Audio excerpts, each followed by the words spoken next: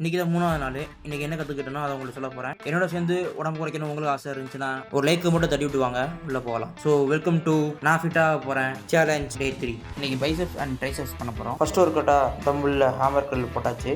மொத்தம் 3 செட்டு போட்டுக்கணும். ஃபஸ்ட்டு செட்டுக்கு 10 கிலோவில் 15 ரெப்ஸ் போட்டுக்கணும். செகண்ட் செட்டுக்கு 15 கிலோவில் 15 ரெப்ஸ் அடிக்கலாம்.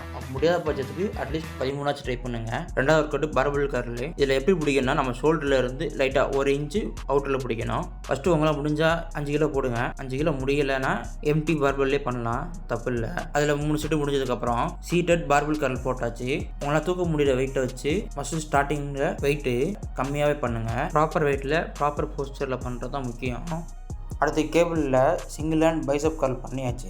இதில் நிற்கிற ஸ்டாண்ட்ஸ் கரெக்டாக தப்பான்னு தெரியல, அதில் கோச்சர் கேட்டேன். இவர் தான் நம்ம கோச்சு. லெக் எப்படி வைக்கணும், ஹேண்டை எப்படி வைக்கணும், எப்படி இழுக்கணும், என்ன போஸ்டரில் இருக்கணும் பார்த்து நோட் பண்ணிக்கோங்க. ஃபஸ்ட் டைம் பண்ணுறப்போ போஸ்டர் கரெக்ட் பண்ணுறதுக்கு கொஞ்சம் டைம் ஆகும். அதே மாதிரி எந்த ஒர்க் அவுட் பண்ணுறதா இருந்தாலும் ஒரே ரூல், செஸ்ட் அப் ஸ்டொமக் இன், இதை மட்டும் மைண்டில் வச்சுட்டு பண்ணுங்கள், எஃபெக்டிவாக இருக்கும். இது நம்ம கோச் எனக்கு சொல்லிக் கொடுத்தது. இப்போ நீங்கள் பார்த்துக்கிட்டு இருக்கிறது எல்லாமே நான் கடைசி டைமில் எடுத்தது. அதாவது ஃபஸ்ட்டு செட்டுனா செட்டில் முடியும் போது இந்த 15 ரெப்ஸ் வரும்ல, அதுக்கப்புறம் எக்ஸ்ட்ரா ரெப்ஸ் அடிக்கும்போது எடுத்தது. அதனால் கொஞ்சம் கஷ்டப்பட்டு இருக்கிற மாதிரி இருக்கும், கை அங்கிட்டு இங்கிட்டு போகும். அதே மாதிரி நீங்கள் தப்பு பண்ண வேணாம். அதனால் எவ்வளோ முடியுதோ அவ்வளோ பண்ணுங்கள். நான் வீடியோ பண்ணி இப்படி பண்ணியிருக்கேன்.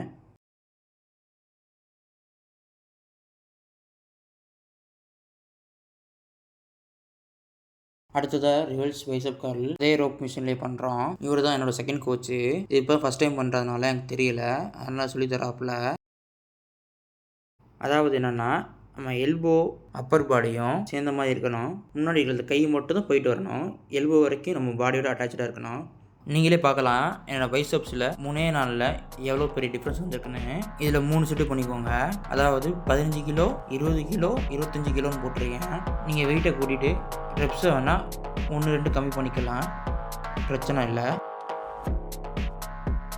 அடுத்ததாக ட்ரைசெப்ஸ் கேபிள் எக்ஸ்டென்ஷன் பண்ணோம்.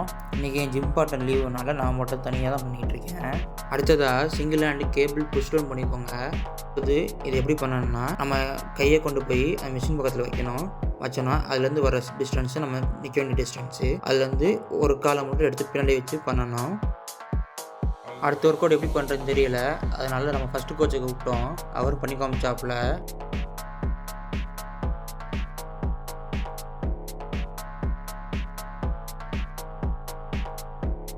இந்த ஒர்க் அவுட் பேர் என்னன்னு தெரிஞ்சால் நீங்கள் கமெண்ட்டில் சொல்லுங்கள். இப்போ சொன்ன ஒர்க் அவுட் எல்லாம் பிகினர் ஃப்ரெண்ட்லியாக தான் இருக்கும். ஸோ நீங்களும் ட்ரை பண்ணி பார்த்துட்டு ரிசல்ட் எப்படி இருக்குன்னு கமெண்ட்டில் சொல்லுங்கள். அடுத்த வீடியோவில் சந்திக்கிறேன். பாய்.